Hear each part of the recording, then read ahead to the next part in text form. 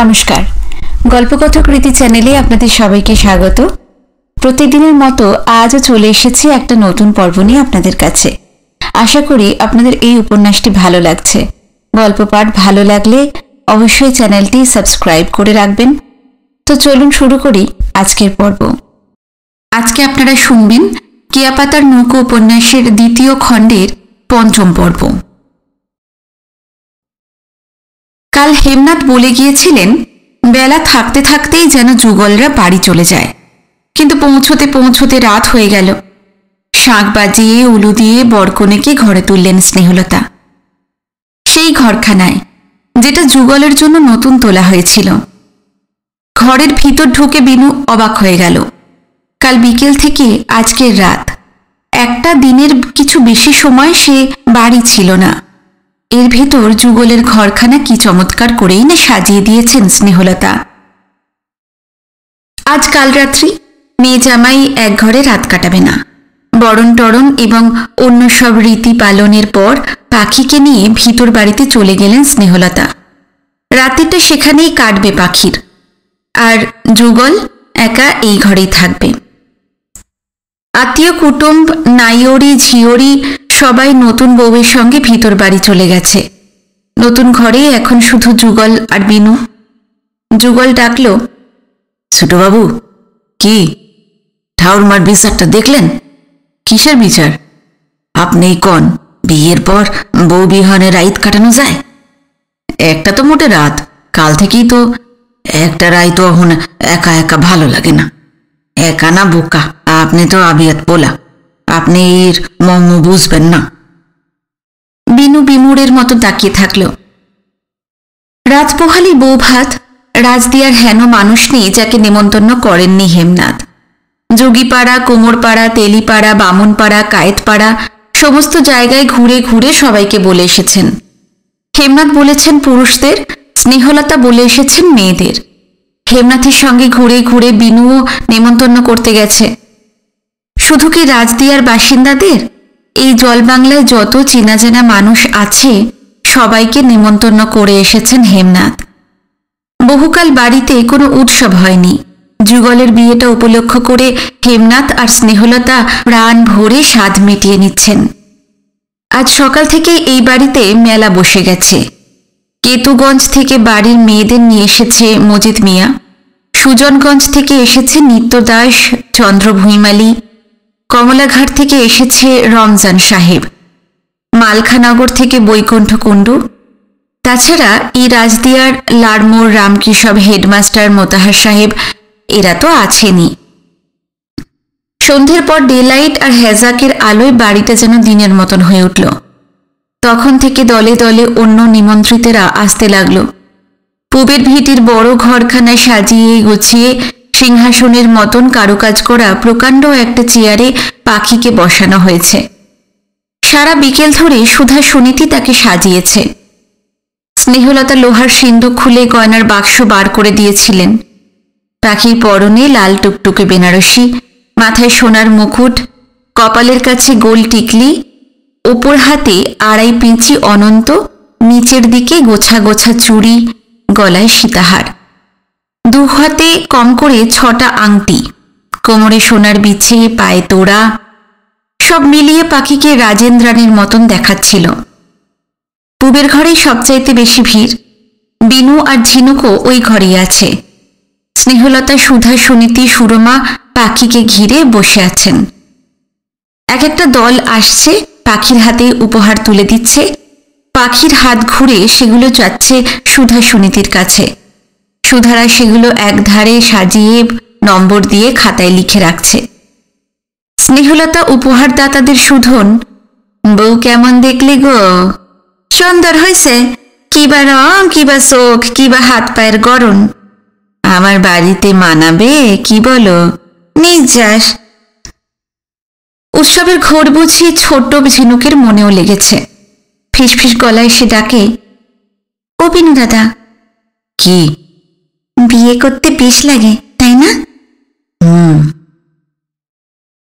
উত্তরের ঘর, দক্ষিণের ঘর, পূবের ঘর, পশ্চিমের ঘর সব জায়গায় নিমন্ত্রিতদের জন্য আসন পড়েছে। রাত একটু বাড়লে খাবার ডাক পড়ল।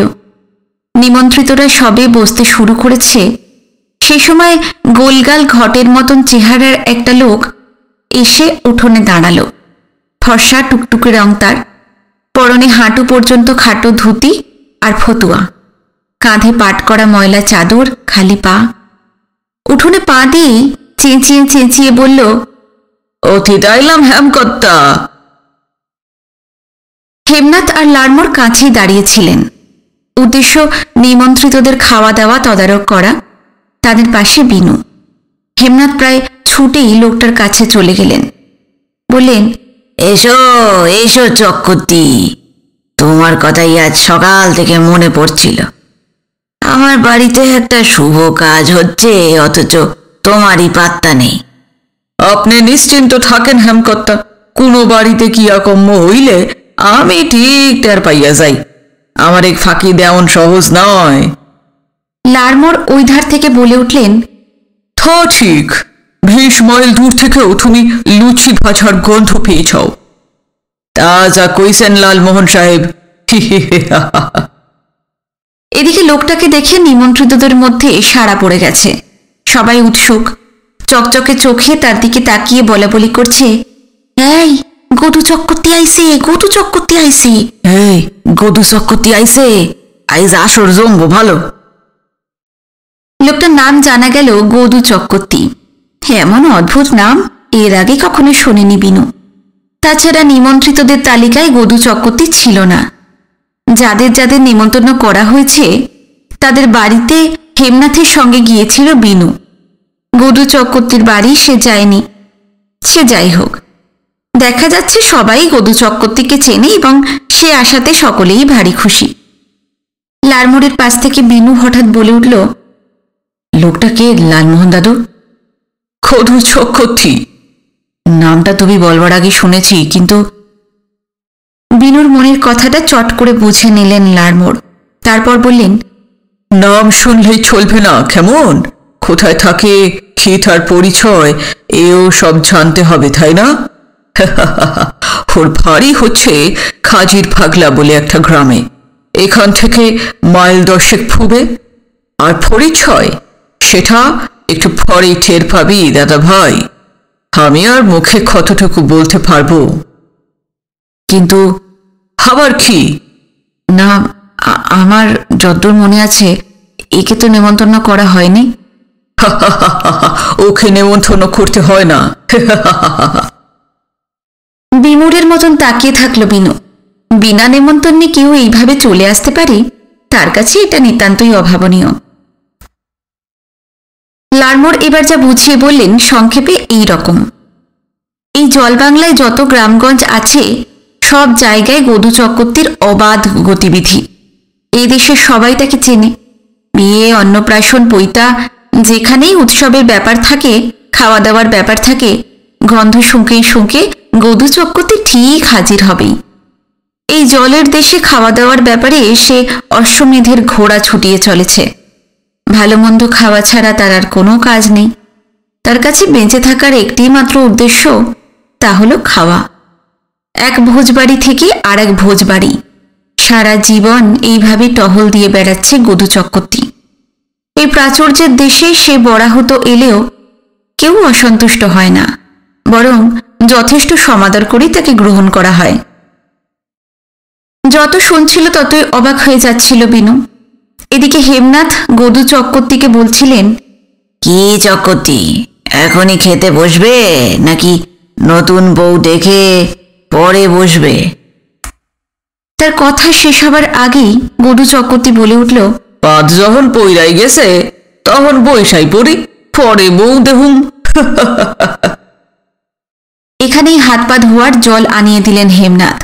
হাত মুখ ধুয়ে একটা আসনে বসতে বসতে নিমন্ত্রিতদের দিকে একবার চোখ বুলিয়ে নিলেন গদু চক্করতি। তাচ্ছিল্যে সুরে বললেন, একজনেরও খাওয়াইয়ার লাখান চেহারা না, এ আগত সব বগের আধার, এগুলোকে খাইতে বসা সুখ নাই, নিজেরই লজ্জা। পাল্লাদার না হইলে আসর তো জমে না। বলতে বলতে কি মনে পড়তে চোখ মুখ আলো হয়ে উঠল তার।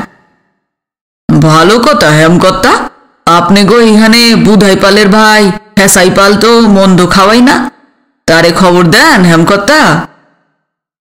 হাঁচাই পালের নিমন্ত্রণ হয়েছিল, খোঁজ নিয়ে জানা গেল সে এখনো আসেনি। তক্ষুনি লোক পাঠিয়ে কুমোরপাড়া থেকে তাকে ধরে আনা হলো। সব শুনে হাত জোর করে হাঁচাই পাল বলল, আমি কি চক্রবর্তী ঠাকুরের লগে পাল্লা দিতে পারুম? গদু চক্রবর্তী হাঁচাই পালের এই বিনয়ে খুবই সন্তুষ্ট। মুরব্বিয়ানার সুরে বলল, তুমি কেন, এই ঢাকা জেলার কোনো সুমন্দি নাই আমার লগে পাল্লা দেয়, তয় কিনা একজন ভালো খাওয়াইয়া কাছে বইলে খাওয়াইতে আইট হয়। অগত্যা হাঁচাই পালকে তার মুখোমুখি বসতে হলো। হেমনাথ চেঁচিয়ে বললেন, ওরে লুচি দে রে, লুচি দে। গদু চক্রবর্তী খায় আর গল্প করে কোথায় কোন রাজবাড়িতে 10 সের দই খেয়ে তাক লাগিয়ে দিয়েছিল, কোথায় শুধু 3 কড়াই মুগের ডালই খেয়েছিল, কোথায় বড় বড় খাইয়েরা পাল্লা দিতে এসে তার কাছে হেরে ভূত হয়ে গেছে, ইত্যাদি ইত্যাদি অসংখ্য দিগ্বিজয়ের কাহিনী বলে যেতে লাগলো। গদু চক্রবর্তীর খাওয়া সত্যি দর্শনীয়। নিমন্ত্রিতরা খাবে কি হাঁ করে তাকিয়ে আছে। শুধু কি তাই, বাড়ির ভেতর থেকে মেয়েরা পর্যন্ত বেরিয়ে এসে তার খাওয়া দেখছে। এরই মধ্যে বিনু টের পেয়ে গেছে খাইয়ে হিসেবে এই অঞ্চলে গদু চক্রবর্তীর বিপুল খ্যাতি, অসীম প্রতিষ্ঠা। হাঁচাইপাল মোটামুটি ভালোই পাল্লা দিয়ে যাচ্ছে। গদু চক্রবর্তী শুধু বেগুন ভাজা দিয়েই 20খানা লুচি খেল, হাঁচাইপালও তাই খেল। ফুলকপি তরকারি দিয়ে গদু চক্রবর্তী খেল 40খানা লুচি, হাঁচাইপালও খেল 40খানা লুচি। তবে লক্ষ্য করা গেল তার চোখ মুখ যেন কেমন কেমন। পেটটা সামনের দিকে অনেকখানি এগিয়ে গেছে আর পিঠটা পেছনে হেলে যাচ্ছে। কপির পর এলো মাছ, 50 টুকরো মাছ আর 32খানা লুচি অদৃশ্য করে দেবার পর হাঁচাইপালের চোখ ঠিকরে বেরিয়ে আসছে। পেছন দিকে আরও হেলে পড়েছে সে। হঠাৎ 2 হাত জোর করে সে লম্বা হয়ে পড়ল, বিড়বিড় করে বলল, আমারে ক্ষমা করেন চক্রবর্তী কর্তা, আপনার লগে পাল্লা দেও না আমার কাম না, হুকুম করেন আমি যাই। বলে দুজনের কাঁধে ভর দিয়ে বাড়ি চলে গেল। হাঁচাইপাল চলে গেলে কিছুক্ষণ চুপ করে বসে রইল যদু চক্রবর্তী। তারপর বিমর্ষ মুখে বলল, এইসব মানুষ কেন যে আসরে আইসা বসে, খাওয়াটাই মাটি। বলে আবার খেতে শুরু করল। একটা ব্যাপার বিনু লক্ষ্য করেছিল, যদু চক্রবর্তীর কোমরের কষিটা বুকের কাছে বাঁধা, খাচ্ছিল আর খানিক পরেই হেঁচকা টানে সেটা নিচের দিকে নামাচ্ছিল সে। অবাক বিষয়ে বিনু লালমোহনকে জিজ্ঞেস করল, ওইটুকু ওইটুকু করে কাপড়টা নামাচ্ছে কেন লালমোহন দাদু? পেটে যেটুকু ফিল আপ হচ্ছে কাপড়টা সেইটুকু নামাচ্ছে। তারপর 9 খুন্ডুল থেকে যখন 1 ইঞ্চি ওই কষি নামাবে তখন খাওয়া শেষ।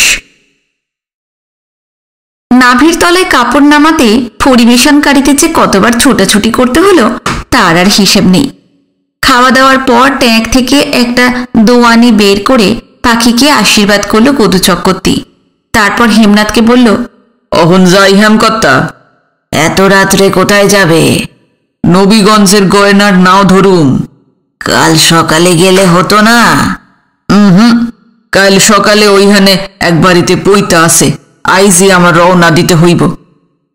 তাহলে তো তোমাকে ছেড়ে দিতেই হয়। গদু চক্রবর্তী চলে গেলেন। যাবার আগে বিনুর মনে বিচিত্র বিস্ময়ের রেশ রেখে গেলেন। বৌভাতের দিন পাখিদের বাড়ির সবাই এসেছিল। তাদের নিয়ে এসেছিল গোপাল দাস আর ধনঞ্জয়। গোপাল দাস সেদিন কিছুতেই খায়নি। যতদিন না মেয়ের ছেলেপুলে হচ্ছে ততদিন তার শ্বশুরবাড়ির জলটুকুও ছোবে না। বৌভাতের অনুষ্ঠান শেষ হলে গোপাল দাসরা চলে গিয়েছিল। যাবার আগে মেয়ে জামাইকে দিরাগমনে নেমন্তন্ন করে গেছে। পাখিরা টুনিদের বাড়ি দিরাগমনে যাবে না, যাবে ভাটির দেশে গোপাল দাসের বাড়ি। গোপাল দাসদের নিয়ম অনুযায়ী বৌভাতের 2.5 দিন পর দিরাগমনে যাবার কথা। যুগলদের রওনা হতে হতে 5 দিন কেটে গেল। এখন শুকনোর সময়। বাড়ি থেকে লাড়মোড়ের ফিটনে নদীর ঘাটে এসে কেরায়া নৌকায় উঠল পাখিরা। তাদের বিদায় দেবার জন্য বাড়ির সবাই সঙ্গে এসেছিল। নৌকো ছাড়ার মুখে স্নেহলতা বললেন, 7 দিনের মধ্যেই কিন্তু ফিরে আসবি যুগল। আইসা, বেশি দিন কিন্তু শ্বশুরবাড়ি থাকতে নেই, বুঝলি? ঘাড় কাত করে যুগল জানালো বুঝেছে। স্নেহলতা আবার বললেন, বেশি দিন থাকলে নিন্দে হয়। সেই যে যুগল দিরাগমনে গিয়েছিল, তারপর তার আর কোনো খবর নেই। 7 দিনের ভেতর ফিরে আসার কথা। 7 দিনের জায়গায় 15 দিন গেল। 15 দিনের পর মাসও যায়। না ফিরল যুগল, না এলো পাখি। সবাই অস্থির, চিন্তিত। হেমনাথ ঠিক করলেন ভাটের দেশে গোপাল দাসের বাড়িতে লোক পাঠাবেন।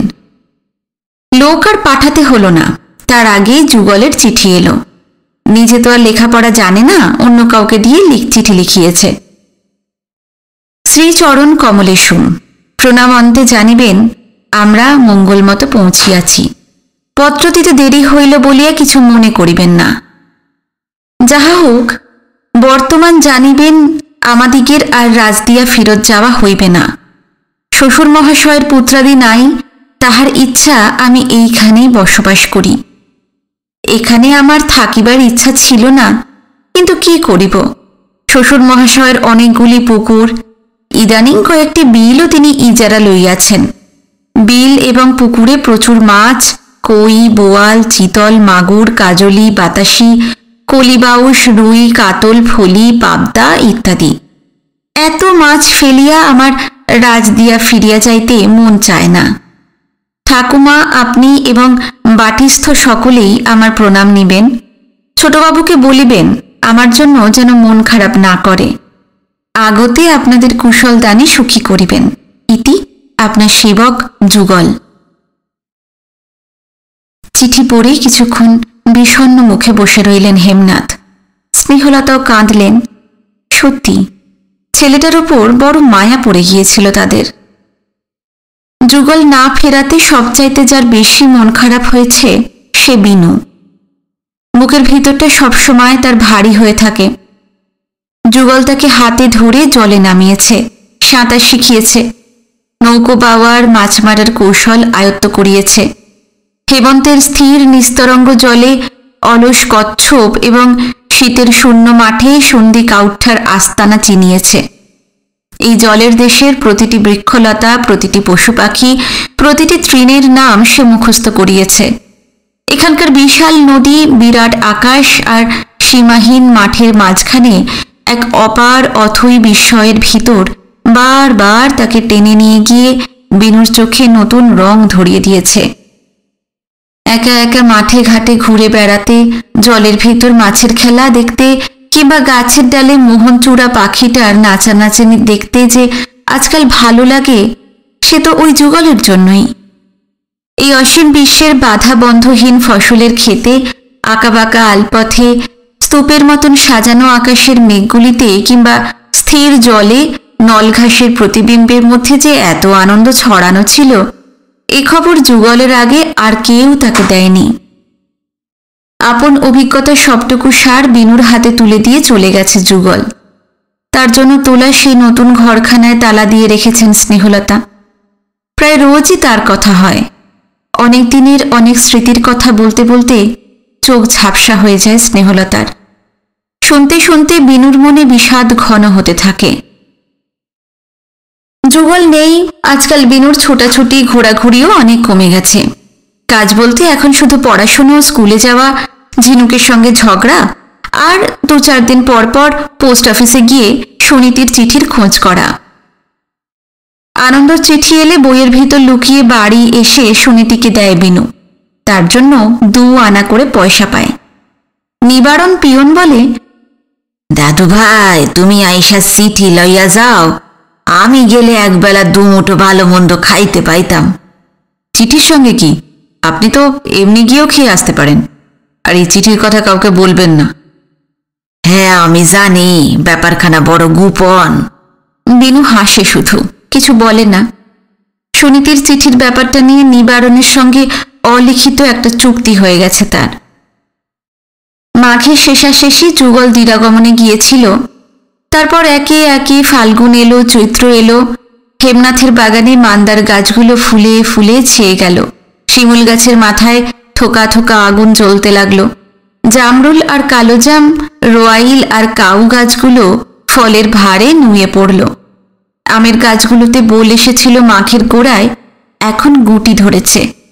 লক্ষ লক্ষ ফড়িং ফিনফিনে পাতলা ডানায় বাগানময় উড়ে উড়ে বেড়াচ্ছে। আর উড়ছে পাখি, শালিক, চড়ুই, বুনটিয়া, বুলবুলি। দক্ষিণ দিক থেকে আজকাল ঝিরঝিরে স্নিগ্ধ হাওয়া বইতে থাকে। এই ফুল ফল হাওয়া, এই পাখি পতঙ্গ যুগল ছাড়া সব অকারণে, সবই বৃথা। অন্তত বিনুর তাই মনে হয়। যুগল চলে যাবার পর কিছুদিন সময় যেন থমকে ছিল। তারপর আবার চিরাচরিত পুরনো নিয়মে চলতে শুরু করেছে। নবগাজীর ছেলের সঙ্গে মজিদ মিয়ার মেয়ের বিয়েও হয়ে গেছে এর মধ্যে। বিনুরা কেতুগঞ্জে গিয়ে সারাদিন থেকে নেমন্তন্ন খেয়ে এসেছে। স্নেহলতা, শিবানী, সুরমা, হেমনাথ প্রত্যেকেই যে যার নিজের কাজের চাকায় বাঁধা। এরই ভেতর একদিন সময় করে বুধাইপালের মেয়ের মাঘমণ্ডলের ব্রত সাঙ্গ করিয়ে এসেছেন স্নেহলতা। হেমনাথের মতন তারও দায় দায়িত্ব কি এক আধটা? পারিবারিক দায়িত্ব, সামাজিক দায়িত্ব সবই তো পালন করতে হয়। সুধা, সুনীতি নিয়মিত কলেজ করে যাচ্ছে। সবচাইতে পরিবর্তন হয়েছে অবনীমোহনের। জমি পেয়ে একেবারে মেতে উঠেছেন তিনি। ধান উঠে যাবার পর পৌষ মাসে রবি শস্যের বীজ ছড়িয়েছিলেন। মুগ, তিল, মটর, খেসারি। চৈত্রের গোড়ায় রবি ফসল উঠে গেছে। চৈত্রের শেষাশেষি হাল লাঙল নিয়ে আবার মাঠে নেমে পড়েছেন। এজন্য 8টা কামলা রেখেছেন অবনীমোহন। বলদ কিনেছেন 16টা। জমি চৌরাস করে রাখবেন এখন। তারপর নতুন বর্ষার জল পড়লেই আউশ বুনবেন। হেমনাথ ঠাট্টা করেন, তুমি দেখি দুদিনেই আমাদের চাইতো বড় চাষি হয়ে উঠলে অবনী। অবনীমোহন কিছু বলেন না, শুধু হাসেন। সুরমা বলেন, দেখো কদিন এই উৎসাহ থাকে। চৈত্রের পর এলো নিদারুণ খরার দিন। মাঠ ফেটে এখন চৌচির। আলের ধারের জলসেঁচি শাকগুলো পুড়ে পুড়ে হলুদ হয়ে যেতে লাগলো। মেঘশূন্য আকাশ সারাদিন গলা কাঁসার রং ধরে রয়েছে। অনেক অনেক দূরে আকাশ যেখানে ধনুরেখায় দিগন্তে নেমেছে, সেইখানে আগুনের হলকা কাঁপতে থাকে। কার সাধ্য সেই দিকে তাকায়? সারাদিন মাঠে মাঠে ঘুরে সন্ধেবেলায় ফেরেন অবনীমোহন। ফিরেই দুদিনের বাসি খবরের কাগজ নিয়ে বসেন। পুজোর পর সেই যে কলকাতায় গিয়েছিলেন অবনীমোহন, তখনই তার নামে রাজদিয়ায় খবরের কাগজ পাঠাবার ব্যবস্থা করে এসেছিলেন। টাটকা টাটকা খবর আর কেমন করে পাওয়া যাবে? কলকাতায় যে কাগজ আজ বার হয়, ট্রেনে স্টিমারে রাজদিয়ায় পৌঁছতে পৌঁছতে তার 2 দিন লেগে যায়। কি আর করা যাবে? এই গ্রাম দেশে দুদিনের বাসি খবর নিয়েই সন্তুষ্ট থাকতে হয় অবনীমোহনকে। আজকাল কাগজ ভর্তি শুধু যুদ্ধের খবর। কমাস আগেও রাজদিয়ার মানুষের যুদ্ধ সম্বন্ধে মাথা ব্যথা ছিল না। কোথায় জার্মানি, কোথায় ফ্রান্স, কোথায় গ্রিস, কোথায় ইংল্যান্ড, কোথায় বা বলকান কান্ট্রি। ভূগোলের কোন প্রান্তে এই দেশগুলো ছড়িয়ে আছে তার খোঁজ রাখার প্রয়োজন বোধ করত না তারা। কিন্তু ইদানিং রাজদিয়ার গায়ে যুদ্ধের আঁচ লাগতেও শুরু করেছে। সন্ধে হলে নিকারিপাড়ার আইনুদ্দি, সর্দারপাড়ার ইঁচু মণ্ডল, কুমোরপাড়ার হাচাই পাল, বুধাই পাল, যুগীপাড়ার গোঁসাই দাস, এমনই অনেকে এসে হাজির হয়। এছাড়া হেমনাথ, সুধা, সুনীতি, বিনুরা তো আছেই। সবাই এসে জড়ো হলে অবনীমোহন হ্যারিকেনের আলো উস্কে দিয়ে খবরের কাগজ পড়তে শুরু করেন। পুজোর পর ব্যবসাপত্রের ব্যবস্থা করতে কলকাতায় গিয়েছিলেন অবনীমোহন। ফিরে আসার পর থেকেই এই খবরের কাগজ পড়ার আসর বসছে। প্রথম দিকে ইচু মণ্ডলরা আসত না, তখন বাড়ির লোকদের শোনাতেন অবনীমোহন।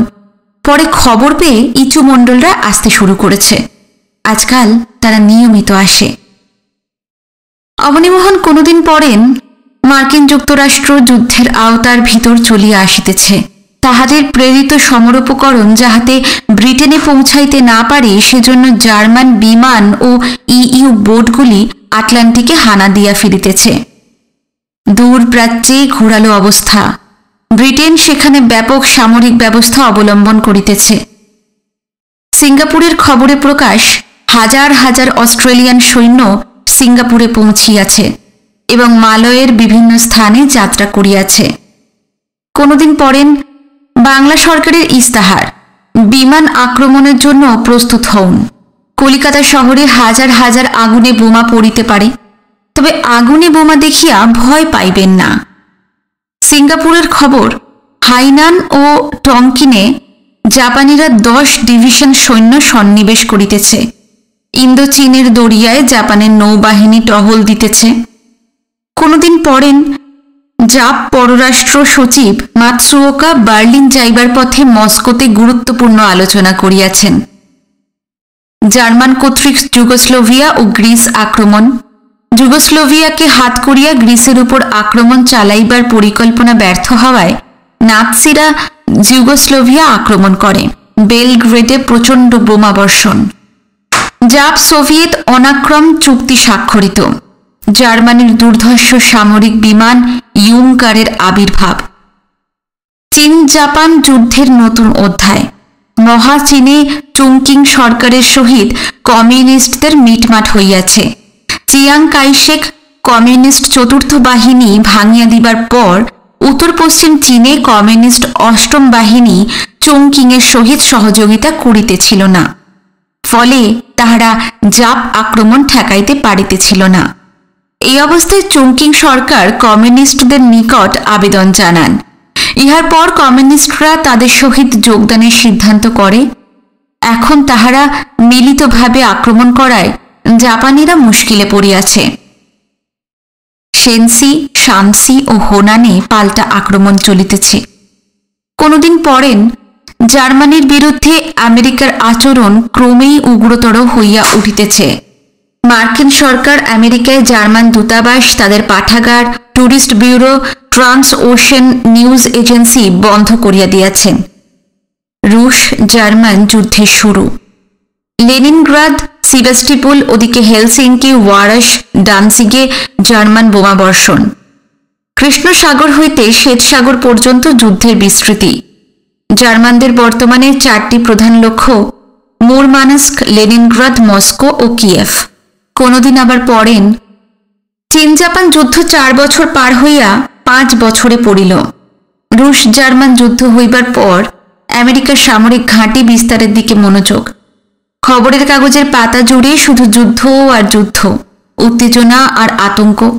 শ্বাস টানলে বাতাসে বারুদের গন্ধ পাওয়া যায়। দেশ দেশান্তর জুড়ে সেই আগুনের চাকা যেন আরো আরো বড় হয়ে ঘুরতে শুরু করেছে।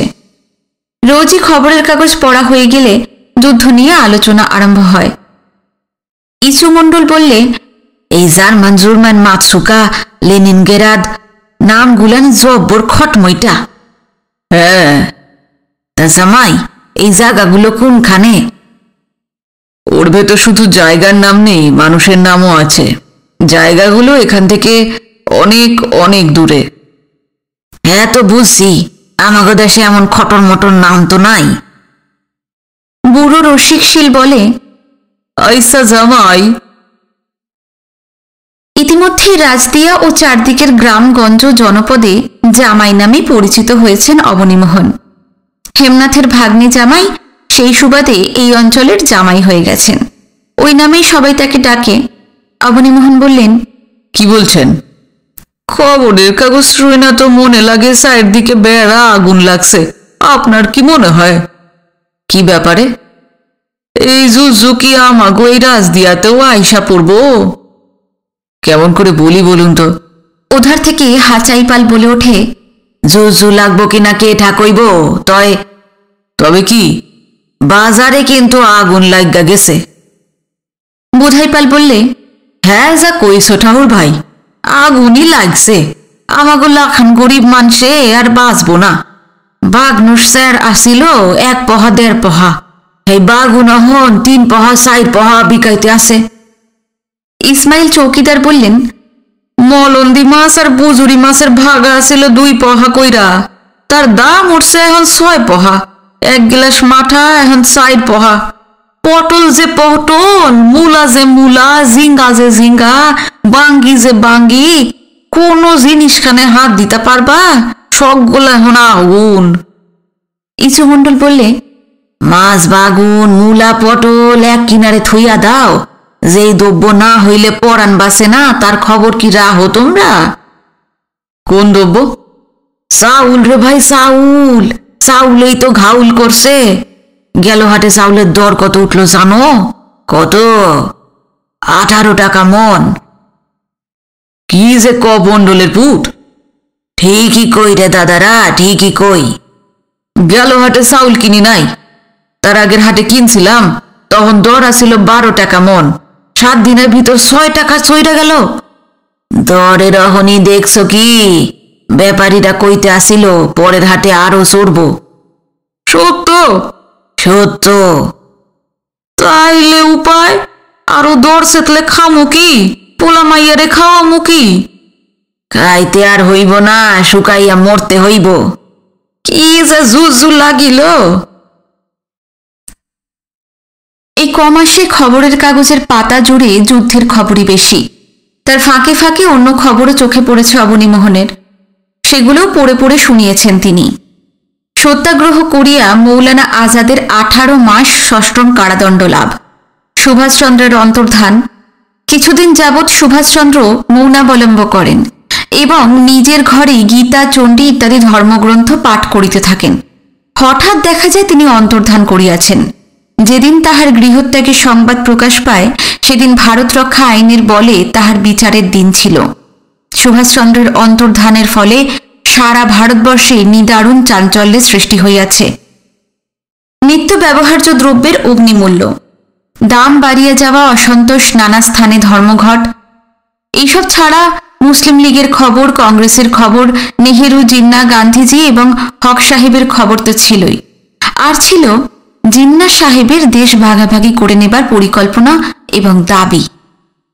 সুভাষচন্দ্র, পাকিস্তান, গান্ধী, জিন্না এইসব নিয়েও হেমনাথের ঘরের দাওয়ায় হ্যারিকেনের অনুজ্জ্বল আলোয় বসে শ্রোতাদের কম আলোচনা হয়নি। দেশের রাজনৈতিক আর রাষ্ট্রীয় সমস্যা নিয়ে তারা কম মাথা ঘামায়নি। ইচু মণ্ডল বলেছে, আইসা জামাই, বলুন, এই সুভাষবাবু গেল কই? কি করে বলি বলুন তো? সুভাষবাবু খুব বড় মনুষ্য। হ্যাঁ, নিশ্চয়ই। ইংরেজগো চৌখরে ফাঁকি দিয়া যাওন অত সহজ না। তা তো ঠিকই। উধার থেকে উদ্বেগের গলায় ইসমাইল চৌকিদার শুধিয়েছে, সুভাষবাবুরে ইংরেজরা ধরতে পারবো? কিছুই তো বলতে পারছি না। সুভাষবাবুরে আমি দেখছি। ইসমাইল চৌকিদার, রজব আলী শিকদার, বুধাই পালেরা সাগ্রহে জিজ্ঞাসা করেছে, কই দেখলে চাচা, কই দেখলা? বরিশালে, তিনি ওইখানে আইছিল। কি সুন্দর যে দেখতে না, যেন রাজপুত্তুর। কথায় কথায় দেশভাগের কথাও এসে পড়েছে, পাকিস্তানের কথা এসেছে।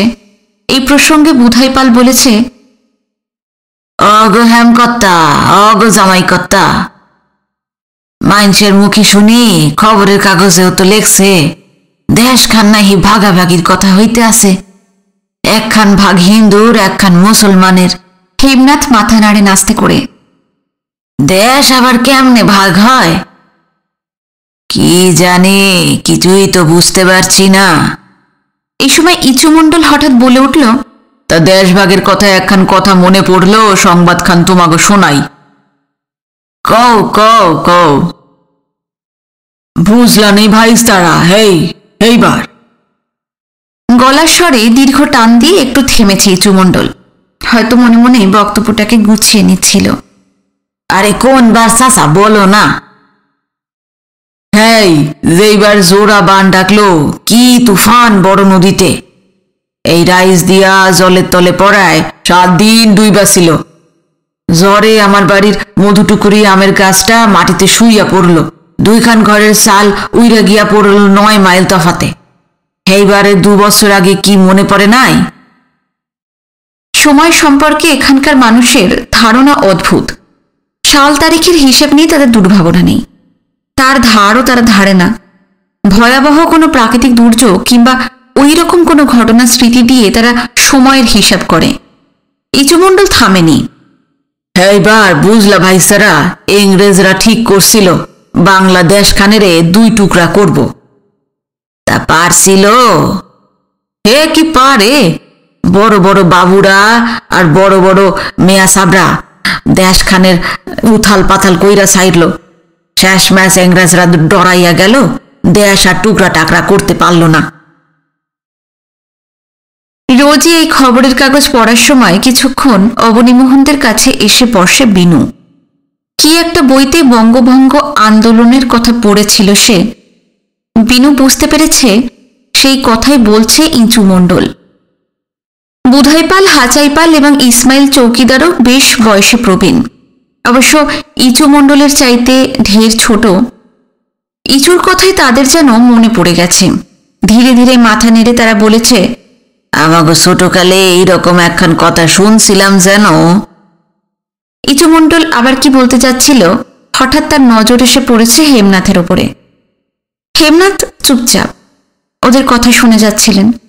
ইঁচু মণ্ডল তাকে সাক্ষী মেনে এবার বললেন, এই যে হেমকর্তা, আপনি তো এই রাইস দিয়া তুলফার কইরা ফেলাইছিলেন, মনে পড়ে? বাড়ি বাড়ি ঘুইরা আপনি বুঝাইছিলেন, হিন্দু হোক মুসলমানই হোক সকল বাঙালি এক। হেমনাথ উত্তর দেননি, অল্প হেসে ঘাড় হেলিয়ে দিয়েছেন। ইঁচু মণ্ডল আবার বলেছে, ইংরেজ পারে নাই, উনারা পারবো, যত তামসার কথা।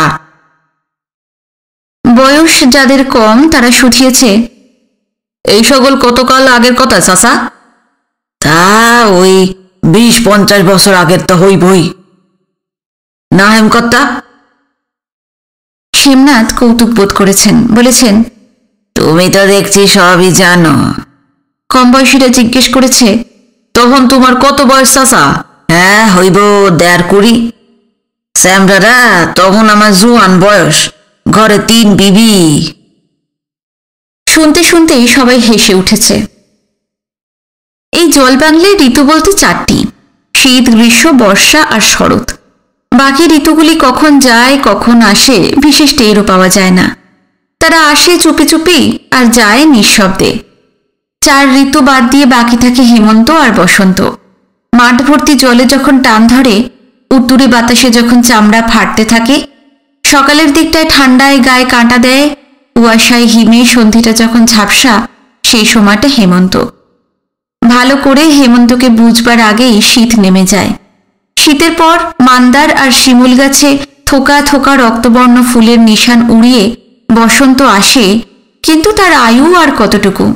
দেখতে দেখতে মাঠঘাট শুকিয়ে চৌচির হয়ে যেতে থাকে। ফাটলের ভেতর থেকে বিষাক্ত নিঃশ্বাসের মতন পৃথিবীর অন্তঃপুরের যত উত্তাপ বেরিয়ে আসে। আকাশ যেখানে ধনুরেখায় দিগন্তে বিলীন, সেখানে যখন আগুনের হলকার মতন রোদ কাঁপতে থাকে, তখন টের পাওয়া যায় খরা এসে গেল। হেমন্ত আর বসন্ত ছাড়া বাকি 4 ঋতুর চেহারা এখানে স্পষ্ট। এসেই তাদের পালাই পালাই নেই, একবার এলে যেতেই চায় না, রীতিমতো আসর জাঁকিয়ে বসে। আকাশে বাতাসে আপন স্বভাবটি মুদ্রিত করে তবেই যাবার নাম করে। এখন আষাঢ়, জ্যৈষ্ঠের মাঝামাঝি খালবিল ঝাঁপিয়ে নতুন বর্ষার জল আসতে শুরু করেছিল। পশ্চিমা বাতাসের টানে আকাশ জুড়ে তখন থেকেই কালো কালো ভব ঘুরে মেঘেদের আনাগোনা। জ্যৈষ্ঠী মাসে সেই মেঘগুলো ছিল অস্থির, উড়ু উড়ু, নিয়ত চঞ্চল। তারাই একাকার হয়ে জমাট বেঁধে আকাশময় বিরাট এক চাঁদোয়ার মতন মাথার উপর অনড় হয়ে আছে। সারা দিন বৃষ্টি পড়ছেই, কখনো ঝিপঝিপ কখনো ঝরঝর। ভরা বর্ষার দিকে তাকিয়ে তাকিয়ে বিনুর মনে হয় যুগ যুগান্ত ধরে কাল কালান্তর পার হয়ে এই বৃষ্টি পড়ছেই, পড়েই যাচ্ছে। হেমনাথের পুকুরটা বর্ষার প্রথম দিকেই ভেসে গিয়েছিল। মাঠ ঘাট ক্ষেত সব এখন জলের তলায়। নতুন বর্ষার জল পড়তেই বীজ বোনা হয়ে গিয়েছিল। ধান গাছ এখন জলের সঙ্গে পাল্লা দিয়ে ভনভনিয়ে বেড়ে উঠছে। কচুবনে দিন রাত ব্যাঙ ডাকছে। ঝিঝিদের রাজ্যেও এক টানা জলসার আসর বসেছে। আকাশ পাতাল জুড়ে তাদের মিলিত সুর সব কিছুকে করুণ বিষণ্ণ উদাস করে তুলেছে।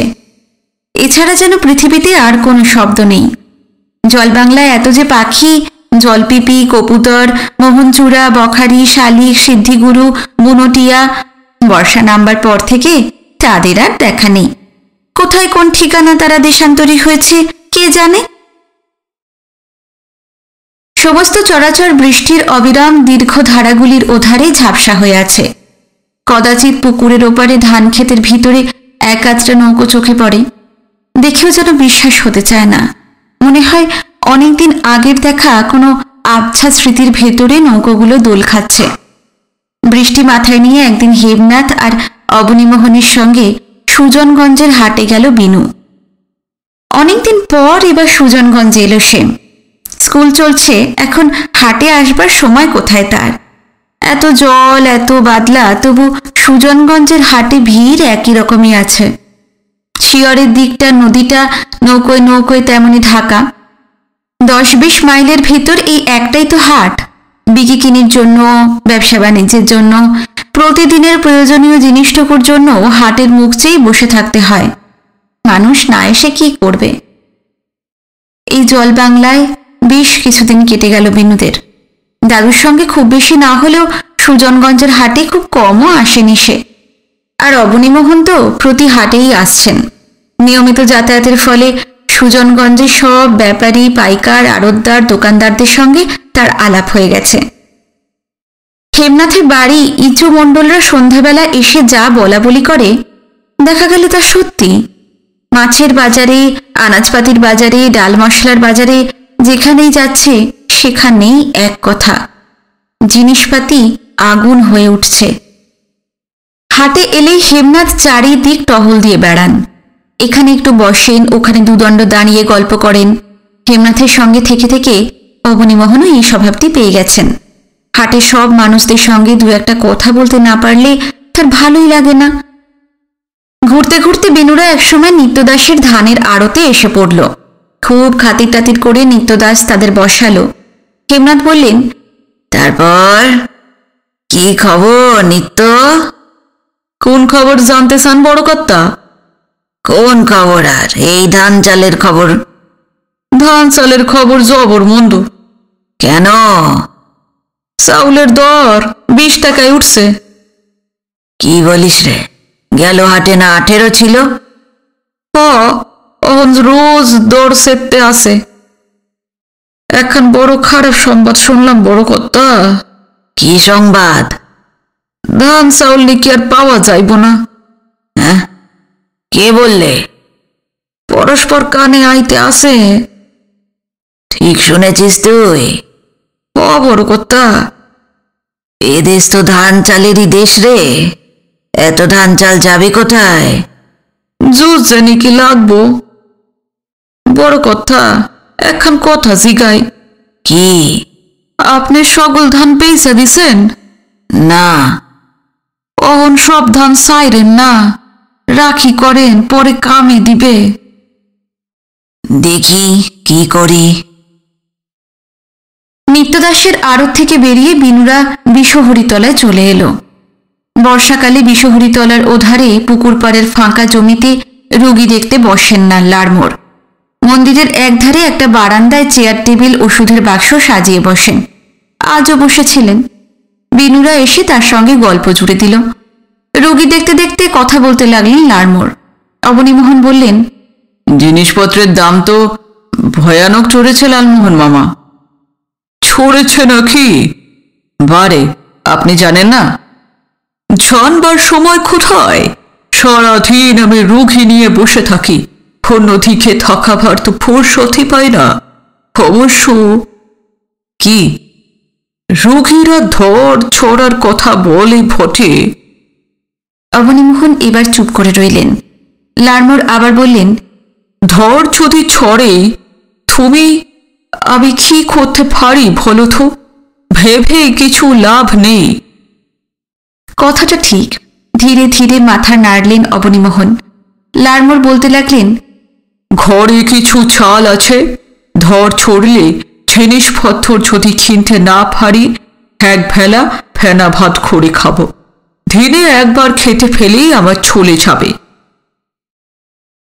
যে মানুষের ঘর সংসার নেই, ছেলে মেয়ে নেই, বহুজনের হিতে যিনি জীবন উৎসর্গ করেছেন, তার সঙ্গে দরটর নিয়ে আলোচনা করতে যাওয়া বৃথা। তা বুঝে অবনীমোহন অন্য প্রসঙ্গে চলে গেল। এবারকার বর্ষা, লাড়মোড়ের রোগী ইত্যাদি নানা বিষয় নিয়েই আলোচনা চলল। কথায় কথায় একসময় বৃষ্টি ধরে এলো। পূব দিকের ঘন মেঘে ফাটল ধরিয়ে চিকচিকে একটু আভা ফুটে বেরোলো। হেমনাথ বললেন, বৃষ্টি থেমেছে, এই ফাঁকে কেনাকাটা সেরে নিলে ভালো হতো। হ্যাঁ হ্যাঁ। ব্যস্তভাবে অবনীমোহন উঠতে যাবেন, সেই সময় দূরের ফাঁকা মাঠটায় একজোড়া ঢাক বেজে উঠল। চমকে বিনু সেদিকে চোখ ফেরাতেই দেখতে পেল সেই ঢেঁড়াদার লোকটা, যার নাম হরিন্দ। একটা উঁচু প্যাকিং বাক্সের মাথায় দাঁড়িয়ে আছে। তার সামনে মা কালীর অসুরের মতন কুচকুচে কালো দুই ঢাকি, কাগা আর বগা, মাথা ঝাঁকিয়ে ঝাঁকিয়ে প্রচণ্ডভাবে ঢাক পিটিয়ে চড়েছে। বিনুর মনে পড়ে গেল যুগলের সঙ্গে প্রথম যেদিন সে সুজনগঞ্জের হাটে আসে, সেদিনও কাগা বগা আর হরিন্দকে ঢেঁড়া দিতে দেখেছিল। অনেক দিন পর হরিন্দ এবং তার সাঙ্গপাঙ্গকে আবার সুজনগঞ্জে দেখা গেল। ঢাকের আওয়াজ পেয়ে তামাক হাটা, আনাজ হাটা, নৌকো হাটা ভেঙে দিক বিদিক থেকে মানুষ ছুটে আসতে লাগলো। মুহূর্তে হরিন্দদের গোল করে ঘিরে ভিড় জমে গেল। হেমনাথ বললেন, হরিন্দরা এসেছে দেখছি। হ্যাঁ, কিসের ঢেঁড়া দিতে এলো কে জানে আবার। চলুন না মামাবাবু, একটু দেখে আসি। চলো চলো। কাছাকাছি আসতেই বিনুরা দেখতে পেল মাথাটা একদিকে হেলিয়ে লোকজন দেখছে হরিন্দ। যখন বুঝতে পারল সারা হাট তার চারধারে ভেঙে পড়েছে, সেই সময় হাতের ইঙ্গিতে কাগা বগাকে থামিয়ে দিল। ভিড়ের ভিতর থেকে হাঁটুরে মানুষগুলো প্রশ্ন ছুটতে লাগলো, এতকাল পর কি মনে কইরা গো ও ঢেরাওয়ালা? সংবাদ আছে, সংবাদ আছে। হরিন্দর আশা মানেই রসের বান ডেকে যাওয়া। পাখি যেমন নানা দেশ থেকে ঠোঁটে ঠোঁটে শস্যকণা কুড়িয়ে আনে, হরিন্দও তেমনি মজার মজার চমকদার খবর নিয়ে আসে। এই জলবাংলার জীবন যেখানে মৃদু, নিঃশব্দ, তীরতীরে স্রোতের মতন বেগবর্ণহীন, হরিন্দ সেখানে আনন্দের দূত।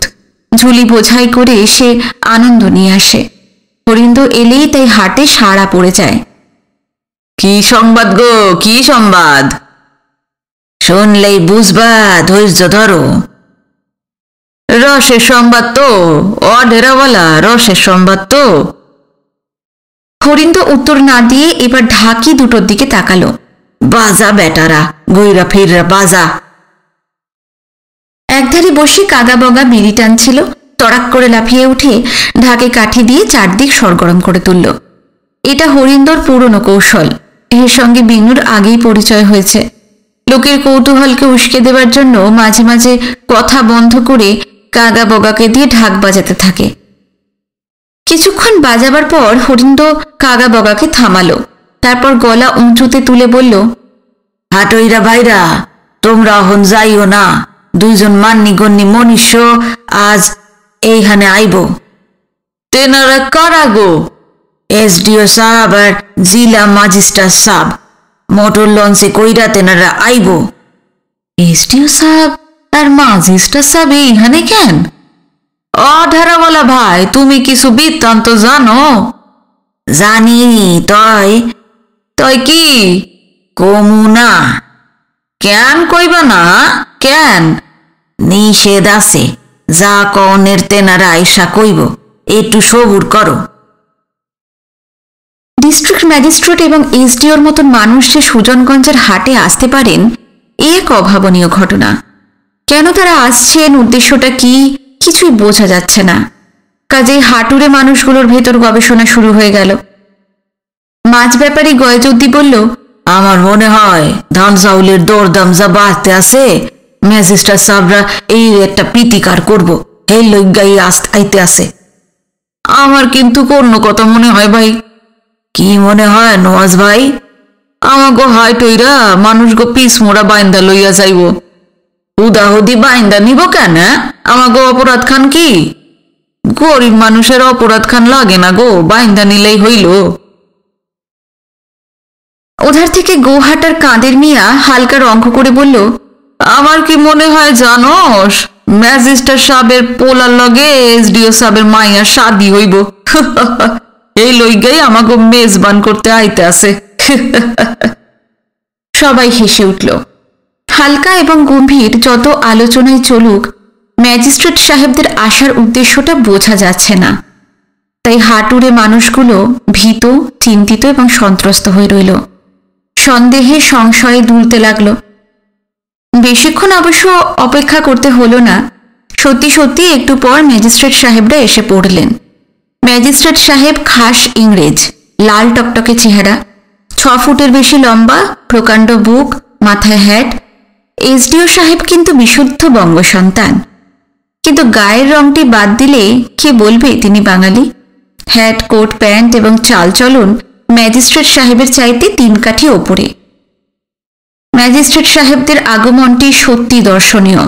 সামনে এক অক্ষৌহিনী বন্দুকধারী পুলিশ, পিছনে আর এক অক্ষৌহিনী। দুটো লম্বা লোক ম্যাজিস্ট্রেট এবং এসডিও সাহেবের মাথায় ছাতা ধরে আছে। তারা এসে পড়ার সঙ্গে সঙ্গে কোত্থেকে দুটো বড় বড় কারুকাজ করা ভারী চেয়ার এসে পড়ল। ম্যাজিস্ট্রেট সাহেবরা বসলেন। চারদিকে জনতা দম বন্ধ করে দাঁড়িয়ে রইল। চেয়ারে বসে এসডিও সাহেব ইশারায় হরিন্দকে কাছে ডাকলেন। তার কানের কাছে মুখ নিয়ে নিচু গলায় কি ফিসফিস করলেন। তারপরই হরিন্দ লাফ দিয়ে ঢাকির দুটোর কাছে গিয়ে হাওয়ায় হাত ঘোরাতে ঘোরাতে বলল, বাজা বেটারা বাজা। কিছুক্ষণ বাজনার পর কাগা বগাকে থামিয়ে হরিন্দ চেঁচিয়ে চেঁচিয়ে বলতে লাগলো, আটইরা ভাইরা, এইবার এসডিও সাহেব আপনি কো কিছু কইবেন বলে একধারে সরে গেল। এসডিও সাহেব উঠে দাঁড়ালেন। কোথাও এতটুকু আওয়াজ নেই। বাতাস বুঝি থেমে গেছে। গাছের একটা পাতা খসলেও এখন বুঝি তার শব্দ পাওয়া যাবে। গলা খাকারি দিয়ে এসডিও সাহেব হঠাৎ শুরু করলেন, বন্ধুগণ, আপনারা নিশ্চয়ই শুনেছেন যুদ্ধ লেগেছে। কেউ উত্তর দিল না। লম্বা গলা করে জনতা উদ্গ্রীব দাঁড়িয়ে আছে। তাদের চোখের পলক পড়ছে না। এসডিও সাহেব চারদিকে সারি সারি মানুষগুলোর মুখের ওপর দিয়ে দৃষ্টি ঘুরিয়ে নিয়ে গেলেন। তারপর বলতে লাগলেন, এই যুদ্ধ আমাদের এই পূর্ব বাংলাতেও চলে আসতে পারে। তাই বলছিলাম, ঘর সংসার এবং দেশ রক্ষা করবার জন্য আপনারা দলে দলে সেনা দলে নাম লেখান। যুদ্ধে যাইতে কয়, হাই আল্লাহ, ওই কারবারে আমি নাই। আরেকজন বলল, যুদ্ধে গিয়া মরি আর কি। আর একজন বলল, ল যাই, মানে মানে হহন সইরা পড়ি। একটু থেমে এসডিও সাহেব খুব সম্ভব জনতার প্রতিক্রিয়া লক্ষ্য করছিলেন। আবার তিনি শুরু করলেন, দেশের জন্য, মাতৃভূমির জন্য, নিজের ভাই বোন সন্তানদের জন্য আপনাদের এগিয়ে আসতে হবে। শত্রুর মুখোমুখি দাঁড়াতে হবে, নইলে সব কিছু ছাড়খাড় হয়ে যাবে। আজই আপনাদের যুদ্ধে নাম লেখাতে হবে না। আপনারা বাড়ি গিয়ে সবাই ভাবুন, আসছে হাটে আবার আমরা আসব, তার পরের হাটেও আসব, এখন থেকে প্রতি হাটেই আমরা আসব। আপনারা এর ভেতর ভেবে চিনতে নিন। মনে রাখবেন, সেনা দলে এমনি এমনি নাম লেখাতে বলছি না। ভালোই মাইনে পাবেন, পোশাক পাবেন, ভালো খেতে পাবেন। আমার কথা শেষ হলো। এবার ম্যাজিস্ট্রেট সাহেব আপনাদের কিছু বলবেন। ডিস্ট্রিক্ট ম্যাজিস্ট্রেট এবার উঠে দাঁড়ালেন। বাংলাটা তিনি ভালোই বোঝেন, কিন্তু তেমন বলতে পারেন না। ভাঙা ভাঙা যা বললেন তা এইরকম, বন্ধুগণ, আপনারা যুদ্ধে আসলে থাকা পাইবে, অনেক সুখ হইবে, গভর্নমেন্টের খুব আনন্দ হইবে, ইত্যাদি ইত্যাদি। খাস ইংরেজের আড়ষ্ট জিভে জায়গা পেয়ে গর্বে বাংলা ভাষার বুক যেন 10 হাত ফুলে উঠল। একটু পর ম্যাজিস্ট্রেট সাহেবরা চলে গেলেন। হাটুরে মানুষগুলো সেনাদলের নাম লেখাবার ব্যাপার নিয়ে সন্ত্রস্ত আলোচনা করতে করতে তামাকহাটা, মরিচহাটা, গোহাটার দিকে ছড়িয়ে পড়তে লাগল। বেনুরা তখনও দাঁড়িয়েছিল। উদ্বেগের গলায় হেমনাথ বললেন, যুদ্ধে রিক্রুটমেন্টের জন্য ম্যাজিস্ট্রেট, এসডিও পর্যন্ত ছুটে এসেছে। অবস্থা খুব ভালো নয় অবনীমোহন, খুব ভালো নয়। তো আপনাদের কেমন লাগলো আজকের পর্ব জানাতে কিন্তু ভুলবেন না। কমেন্ট করবেন। আমি আপনাদের সব কমেন্টের যথাযথ উত্তর দেওয়ার চেষ্টা করব। যারা নতুন এসেছেন, আজকের পর্ব যদি আপনাদের ভালো লেগে থাকে অবশ্যই চ্যানেলটি সাবস্ক্রাইব করে রাখবেন। আজ এই পর্যন্তই। খুব শিগগিরই নিয়ে আসছি নতুন একটি পর্ব। নমস্কার, সবাই খুব ভালো থাকবেন, সুস্থ থাকবেন।